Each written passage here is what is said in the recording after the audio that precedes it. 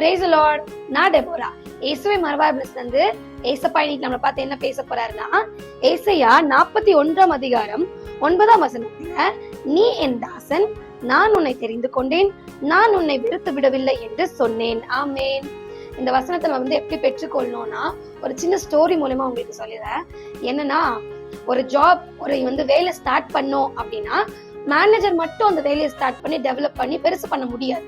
அதை என்ன பண்ணுவார், அவரு ஒரு விளம்பரம் போடுவார். வேலையாட்கள் தேவை, எம்ப்ளாயிஸ் வேணும் அப்படின்னு சொல்லும் போது அவங்கள இன்டர்வியூல செலக்ட் பண்ணி அதுக்கப்புறம் என்ன பண்ணுவாங்க, அந்த வேலையை ஸ்டார்ட் பண்ணுவாங்க.